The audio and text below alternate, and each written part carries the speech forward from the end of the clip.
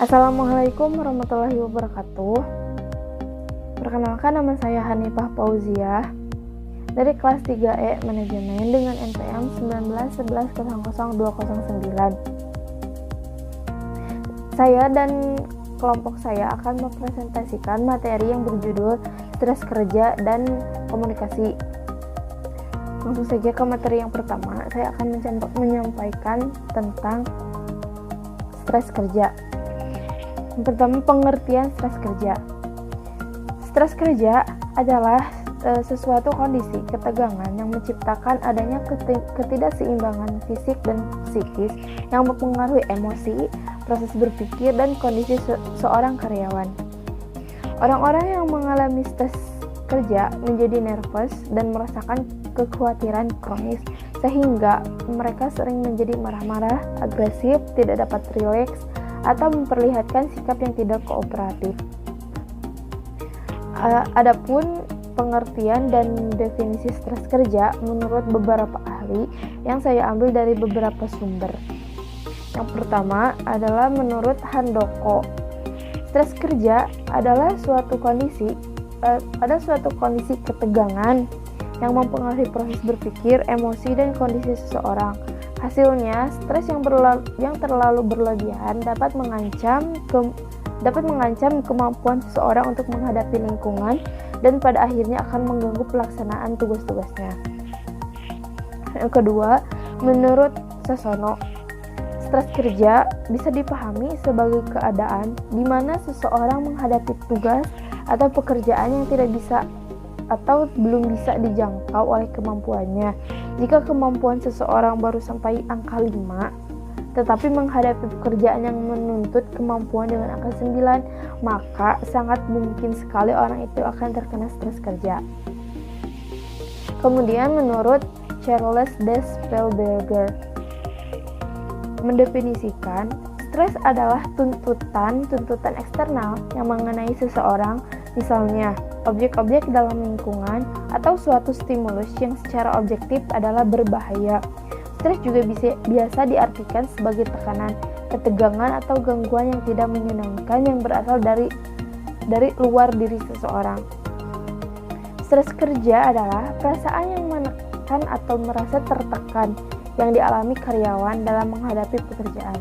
Stres kerja tampak dari gejala antara lain emosi tidak stabil, perasaan tidak tenang, suka menyendiri, sulit tidur, merokok yang berlebihan, tidak rileks, cemas, tegang, gugup, tekanan darah meningkat, dan mengalami gangguan pencernaan. Yang kedua yaitu sumber stres kerja. Terdapat 2 faktor penyebab stres kerja, yaitu lingkungan kerja dan faktor personal. Faktor lingkungan kerja dapat berupa kondisi fisik, manajemen kantor, maupun hubungan sosial di lingkungan pekerjaan. Sedang faktor personal bisa berupa tipe kepribadian, peristiwa atau pengalaman pribadi, maupun kondisi sosial ekonomi keluarga di mana pribadi berada dan mengembangkan diri. Adapun menurut Hasibuan, faktor-faktor penyebab stres karyawan antara lain: pertama, beban kerja yang sulit dan berlebihan. Kedua, tekanan dan sikap pemimpin yang kurang adil dan wajar. Ketiga, waktu dan peralatan kerja yang kurang memadai. Keempat, konflik antara pribadi dengan pimpinan atau kelompok kerja. Yang kelima, balas jasa yang terlalu rendah. Yang keenam, masalah-masalah keluarga seperti anak, istri, mertua, dan lain-lain. Adapun menurut Robbins, ada 3 kategori potensi pemicu stres kerja, yaitu adanya faktor-faktor lingkungan. Nah, faktor-faktor lingkungan ini dapat dikelompokkan lagi menjadi 3 bagian, yaitu selain mempengaruhi desain struktur sebuah perusahaan, ketidakpastian lingkungan juga mempengaruhi tingkat stres para karyawan dalam perusahaan. Perubahan dalam siklus bisnis menciptakan ketidakpastian ekonomi. Ketidakpastian politik juga merupakan pemicu stres di antara karyawan. Perubahan teknologi adalah faktor lingkungan ketiga yang dapat menyebabkan stres, karena inovasi-inovasi baru yang dapat membuat bentuk inovasi teknologi lain yang serupa merupakan ancaman bagi banyak orang dan membuat mereka stres. Yang selanjutnya faktor-faktor perusahaan. Faktor-faktor perusahaan dapat dikelompokkan lagi menjadi 3 bagian, yaitu pertama, tuntutan tugas merupakan faktor yang terkait dengan pekerjaan seseorang, meliputi desain pekerjaan individual, otonomi, keragaman tugas, tingkat otomatisasi, juga kondisi kerja dan tata letak fisik pekerjaan. Selanjutnya itu tuntutan peran, adalah beban peran yang berlebihan dialami ketika karyawan diharapkan melakukan lebih banyak daripada waktu yang ada. Ambiguitas peran manakala ekspektasi peran tidak dipahami secara jelas dan karyawan tidak yakin apa yang harus ia lakukan. Selanjutnya tuntutan antar pribadi, yaitu tekanan yang diciptakan oleh karyawan lain, tidak adanya dukungan dari kolega, dan hubungan antar pribadi yang buruk dapat menyebabkan stres. Yang terakhir yaitu faktor-faktor pribadi. Faktor-faktor pribadi ini terutama menyangkut masalah keluarga, masalah ekonomi pribadi, serta kepribadian dan karakter yang melekat dalam diri seseorang. Berbagai kesulitan dalam hidup perkawinan, retaknya hubungan, dan kesulitan masalah disiplin dengan anak-anak merupakan masalah hubungan yang menciptakan stres bagi karyawan yang lalu terbawa sampai ke tempat kerja. Masalah ekonomi, karena pola hidup yang lebih besar pasak daripada tiang adalah kendala pribadi yang menciptakan stres bagi karyawan dan mengganggu konsentrasi kerja mereka. Adapun indikator stres kerja, menurut Hidayanti dan Trisnawati, dimensi dan indikator stres kerja adalah yang pertama, ambiguitas peran, indikatornya adalah pekerjaan yang banyak. Kedua, pengembangan karir, indikatornya yaitu tidak adanya pengembangan karir. Yang ketiga yaitu hubungan kerja, indikatornya yaitu pikiran yang tidak sejalan dengan rekan kerja, atau bisa karena dibully teman sama pekerja, atau bekerja dengan di luar jam kantor. Kemudian adanya ambang stres kerja. Nah, setiap orang memiliki batas toleransi terhadap situasi stres. Nah, tingkat stres yang dapat diatasi oleh seseorang sebelum perasaan stres terjadi disebut dengan ambang stres. Pada orang tertentu akan mudah sekali merasa sedih atau kecewa karena masalah yang sepele. Namun sebaliknya, beberapa orang justru bersikap dingin, cuek, tenang, dan santai. Hal ini disebabkan kepercayaan diri mereka atas kemampuan untuk mengatasi stres. Mereka yang hanya merasa sedikit stres, sekalipun sumber stres mereka besar, seperti telah diungkapkan dalam beberapa materi di atas, setiap orang memiliki reaksi terhadap stres yang berbeda-beda. Seperti itu. Kemudian Mayer-Friedman dan Rosenman dalam Munandar membedakan dua tipe pegawai dalam menghadapi stres kerja. Kedua tipe tersebut adalah: yang pertama, tipe pegawai A digambarkan sebagai pegawai yang memiliki derajat dan intensitas tinggi untuk ambisi, dorongan untuk pencapaian achievement dan pengakuan recognition, kebersaingan competition, dan keagresifan. Pegawai tipe A memiliki paksaan untuk bekerja lebih, selalu bergelut dengan batas waktu, dan sering menelantarkan aspek-aspek lain dari kehidupan seperti keluarga, kejajaran sosial, kegiatan-kegiatan waktu luang, dan rekreasi. Yang kedua ada tipe orang B. Tipe B merupakan mereka yang lebih dapat bersikap santai dan tenang, easy going. Mereka menerima situasi yang ada dan bekerja dengan situasi tersebut dan bukan berkompetisi. Orang-orang seperti ini bersikap santai sehubungan dengan tekanan waktu, sehingga mereka cenderung kurang mempunyai masalah yang berkaitan dengan stres. Selanjutnya akan dilanjutkan oleh teman saya. Selanjutnya, upaya menangani stres menurut Sufriyanto dan kawan-kawan, mereka mengatakan bahwa dari sudut pandang organisasi atau manajemen mungkin tidak khawatir jika karyawannya mengalami stres yang ringan. Mengapa bisa begitu? Mungkin pada stres ringan dapat memberikan akibat yang sangat positif bagi suatu karyawan karena bisa mendesak mereka untuk melakukan tugas yang lebih baik lagi. Tetapi jika stresnya tinggi atau ringan mungkin akan memberikan keuntungan bagi organisasi, tetapi dari sudut individu hal tersebut bukan merupakan hal yang diinginkan, maka manajemen atau organisasi mungkin akan berpikir untuk memberikan tugas yang menyertakan stres ringan bagi karyawan untuk memberikan suatu dorongan bagi karyawannya, sehingga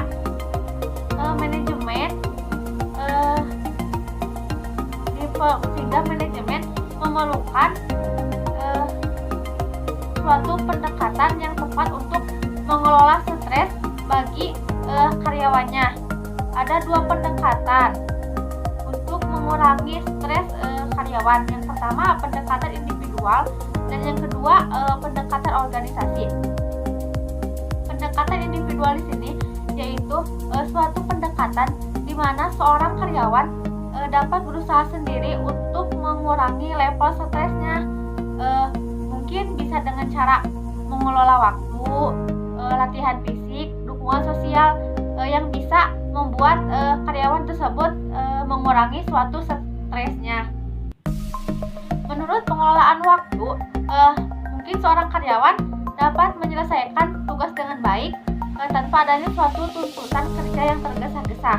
Misalnya, seorang karyawan diberikan suatu pekerjaan oleh atasannya, tidak ada suatu tuntutan waktu, maka karyawan tersebut akan pekerjaan tersebut akan lebih baik lagi daripada dengan pekerjaan yang diberikan waktu tergesa-gesa. Misalnya waktunya 1 jam, misalnya harus selesai 1 jam, maka kan tugas tersebut tidak akan baik. Tetapi jika waktunya tidak tergesa-gesa, maka karyawan akan menyelesaikannya dengan baik. Yang kedua, latihan fisik. Latihan fisik di sini yaitu suatu latihan di mana seorang karyawan dapat meningkatkan kondisi tubuhnya dengan baik. Jika ada waktu, misalnya jika ada waktu renggang atau waktu istirahat, maka seorang karyawan harus melakukan latihan fisik di pagi hari atau sore hari supaya tubuhnya lebih baik lagi dari hari-hari yang sebelumnya. Dan yang ketiga, dukungan sosial. Dukungan sosial di sini mungkin bisa saja sahabat, kolega, keluarga yang paling penting dapat memberikan suatu dukungan atau saran baginya sehingga seorang karyawan mampu memberikan suatu tugas yang baik. Dan yang kedua yaitu pendekatan organisasi. Pendekatan organisasi yaitu suatu pendekatan di mana seorang karyawan dapat berusaha dengan cara berorganisasi sehingga mungkin bisa dengan cara melalui seleksi, penempatan kerja, penetapan tujuan, redaksi pekerjaan, pengambilan keputusan, partisipasi, komunikasi organisasi dan program kesejahteraan. Sehingga dengan cara atau strategi tersebut dapat menyebabkan suatu karyawan memperoleh pekerjaan yang sesuai dengan kemampuannya dan bekerja untuk tujuan yang diinginkannya. Contohnya mungkin jika penempatan kerjanya tepat atau melalui seleksi dan penempatan kerjanya tepat, misalnya karyawan A dan karyawan B. Misalnya karyawan A ditempatkan di bagian pemasaran dan karyawan B ditempatkan di keuangan, maka jalurnya kan akan sama. Tapi jika karyawan B ditempatkan di pemasaran dan karyawan A ditempatkan di keuangan, maka tidak akan terjadi yang baik gitu. Misalnya dan tetapi dalam buku V.X. Warto ada beberapa cara lain untuk mengelola stres. Yang pertama program klinis dan program keorganisasian, dan yang kedua pendekatan individual terhadap stres, yang ketiga pengenduran atau relaxation, dan yang keempat meditasi atau meditation, dan yang terakhir biofeedback.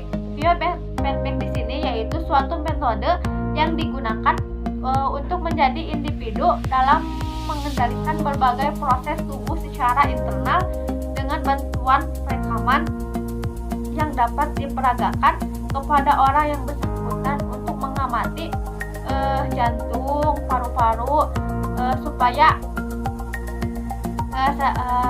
bisa tubuh sehat dan mengurangi stres yang ada pada diri mereka. Pengertian komunikasi. Komunikasi berasal dari bahasa Latin yaitu communis yang berarti membuat kebersamaan atau membangun suatu kebersamaan antara dua orang atau lebih.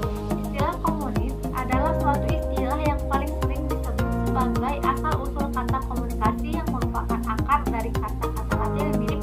Komunikasi menyarankan bahwa suatu pikiran, suatu makna atau suatu yang dianut secara bersamaan. Banyak para ahli mendefinisikan pengertian komunikasi. Tetapi di sini saya akan membahas pengertian komunikasi menurut James F. Stonor dan Aristoteles dan William. Menurut James F. Stonor, komunikasi adalah suatu proses yang dilakukan seseorang untuk memberikan pengertian dan informasi dengan cara menyampaikan pesan kepada orang lain. Mungkin hal di sini bertujuan agar seseorang dapat menjalin hubungan dengan baik. Contohnya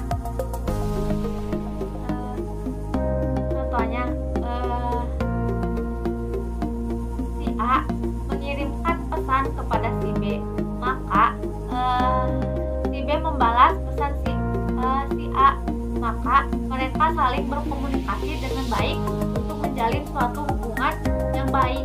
Dan yang kedua, menurut Aristoteles, komunikasi yaitu sebuah usaha yang berfungsi sebagai alat yang digunakan oleh warga masyarakat untuk menjalankan bidang demokrasi.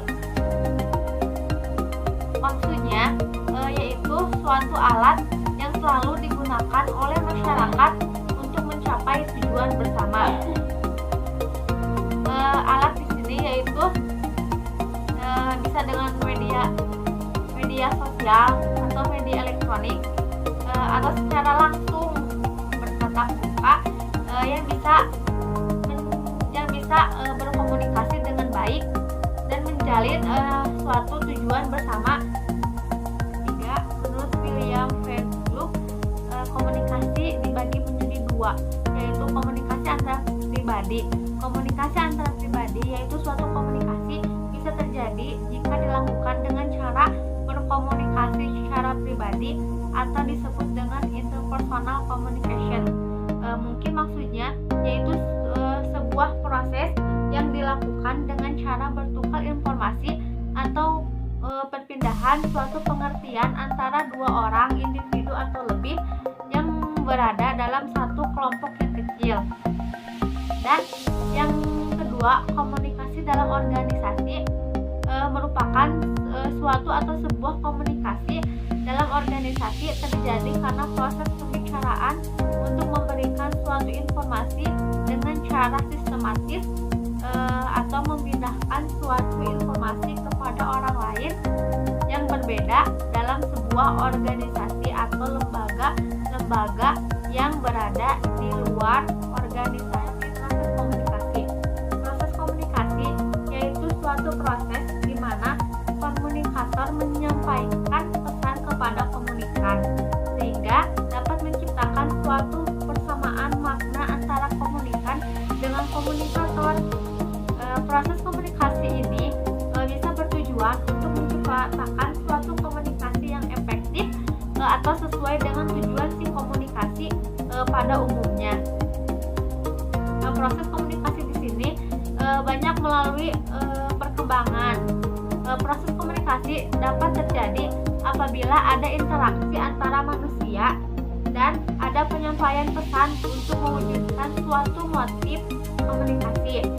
Melalui komunikasi, sikap dan perasaan seseorang atau sekelompok orang dapat dipahami oleh pihak lain. proses komunikasi terdapat 4. Yang pertama komunikator, yang kedua pesan, yang ketiga penerima, dan yang keempat feedback. Komunikator di sini yaitu suatu pihak yang bertindak sebagai pengirim pesan dalam sebuah proses komunikasi. Komunikator merupakan seseorang atau sekelompok orang yang berinisiatif untuk menjadi sumber dalam sebuah hubungan. Seorang komunikator tidak hanya berperan dalam menyampaikan suatu pesan kepada penerima, namun komunikator juga bisa memberikan suatu respon atau tanggapan serta menjawab pertanyaan dan masukan yang disampaikan oleh si komunikan tersebut. Dan yang kedua pesan. Pesan yaitu suatu pemberitahuan, kata atau komunikasi baik secara langsung maupun tidak langsung yang dikirimkan dari satu orang ke orang lain. Secara langsung misalnya bisa dengan bertatap muka, kita bisa berbicara dengan tatap muka sehingga si penerima bisa menjawabnya secara langsung. Tapi tidak langsung misalnya menggunakan suatu handphone. Misalnya si komunikan mengirim pesan kepada komunikan, maka si komunikan tersebut membalas suatu pesan si komunikator sehingga terjadinya suatu timbal balik antara si komunikan dan komunikator. Tetapi dalam pesan di sini juga terdapat 2. Yang pertama pesan verbal dan pesan non verbal. Pesan verbal di sini yaitu suatu penyampaiannya bisa menggunakan kata-kata sehingga isinya bisa dipahami oleh si penerima berdasarkan apa yang didengarkannya. Contohnya, seseorang yang sedang bercakap-cakap secara langsung maupun tidak langsung bisa memahami suatu isi dari pesan apa yang mereka sampaikan. Dan pesan non verbal yaitu suatu pesan secara langsung dan dapat dipahami isinya oleh penerima berdasarkan gerak-gerik, tingkah laku, mimik wajah. Pesan di sini bisa dengan indera penglihatan. Contohnya bisa dengan sentuhan, kita bersalaman. Dan yang ketiga penerima. Penerima yaitu suatu pihak yang memperoleh pesan yang dikirimkan oleh komunikator. Penerima di sini terdapat 2. Yang pertama penerima pasif dan yang kedua penerima aktif. Penerima pasif yaitu suatu orang yang hanya menerima stimulus yang datang kepadanya tanpa memberikan tanggapan serta umpan balik atau feedback. Penerima aktif yaitu suatu orang yang tidak saja menerima stimulus yang datang kepadanya tetapi juga memberikan suatu tanggapan atau feedback secara aktif kepada si pengirim tersebut. Dan yang terakhir yaitu feedback. Feedback yaitu suatu isyarat atau tanggapan yang berisi pesan dari penerima pesan dalam bentuk verbal maupun non-verbal. Feedback bisa saja menggambarkan perilaku si penerima pesan sebagai reaksi dari pesan yang diterimanya, sehingga feedback bisa memberikan suatu informasi atau saran yang dapat menjadi bahan pertimbangan dan membantu untuk menumbuhkan suatu kepercayaan dan keterbukaan di antara si pengirim dan penerima. Tetapi ada tahapan suatu proses komunikasi. Yang pertama penginterpretasian, yang kedua penyandian, yang ketiga pengiriman, yang keempat perjalanan, yang kelima penerimaan, dan yang terakhir penyandian balik atau Kesalahan komunikasi. Kesalahan komunikasi sering terjadi karena adanya hal-hal yang membuat kesalahan itu terjadi. Menurut Sarlito W. Sarwono, sebab kesalahan dalam komunikasi ada 3 sebab, yaitu 1. Terbatasnya pembendaharaan kata atau sistem simbol. Contohnya kita mempunyai teman dari luar negeri dan kita tidak mengerti bahasa yang mereka katakan, dan orang itu juga tidak mengerti bahasa yang kita katakan. Tapi kita juga tidak mengerti simbol-simbol apa yang biasa digunakan atau digunakan teman kita dari luar negeri itu, sehingga hal itu bisa jadi adanya kesalahan komunikasi antara satu pihak dengan kita. Yang kedua, adanya terbatasnya daya ingat. Banyak kan orang yang sering pelupa, tapi karena kemajuan teknologi, menurut saya ini bisa diminimalisir dengan cara menuliskan pesan apa yang ingin disampaikan orang tersebut ke kita dengan cara menulisnya atau mengetiknya di handphone. Kenapa handphone? Kan bisa ditulis di buku atau di apa. Di era digital ini pasti banyak orang yang sudah mempunyai handphone, dan pasti handphone itu akan dibawa kemana-mana. Sebagian orang mungkin ada sebagian orang yang tidak terus membawa buku. Yang ketiga, gangguan pada media komunikasi, misalnya seperti gangguan saluran telepon atau gangguan pada alat pendengaran. D. Fungsi komunikasi. Fungsi komunikasi yang utama adalah memberikan informasi yang akan diberikan pada subjek. Ada pula fungsi komunikasi antara lain: 1.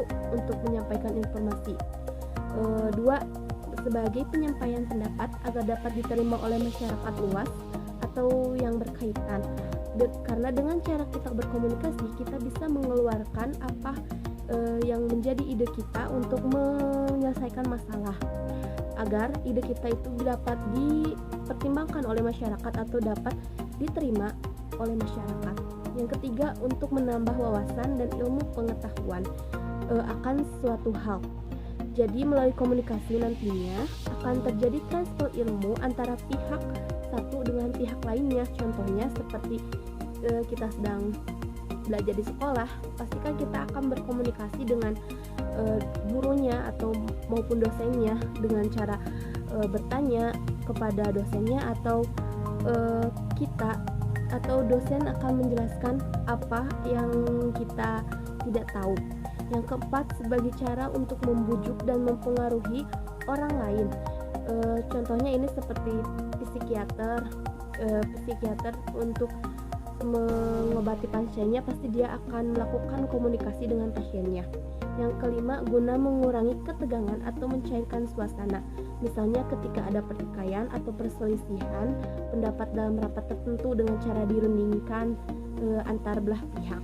Sebagai hiburan, misalnya ketika Anda sedang jenuh kemudian menghubungi teman jauh melalui handphone Anda, atau untuk sekedar mengobrol saja dengan teman yang Anda kenal. Yang ketujuh, untuk selalu menjalin hubungan yang baik dengan orang lain, karena dengan komunikasi kita bisa menumbuhkan hubungan kita atau mendekatkan hubungan kita agar lebih dekat dengan orang-orang yang kita ketahui seperti teman, orang tua, dan lain-lain. 9, yaitu guna mengambil suatu keputusan yang tepat. Contohnya di suatu perusahaan ada masalah, perusahaan itu investornya menurun, dan mungkin dia akan mengumpulkan semua para karyawan, para atasan perusahaan untuk berunding untuk mengambil keputusan apa yang akan dilakukan perusahaan untuk menarik para investor. Yang ke-10 yaitu untuk melakukan kegiatan tertentu. Dengan kegiatan tertentu. Tujuan komunikasi. Secara singkat, tujuan komunikasi adalah untuk menciptakan kesepahaman di antara kedua belah pihak. Namun, masih ada sejumlah tujuan dari komunikasi yang perlu kita ketahui, antara lain: 1. Agar hal yang disampaikan bisa dimengerti dengan cukup baik. Dengan adanya definisi komunikasi, maka akan menghindarkan diri dari kesalahpahaman. Contohnya dengan cara mengobrol dalam menyelesaikan masalah, dengan cara berunding dengan orang lain dalam mengambil suatu keputusan.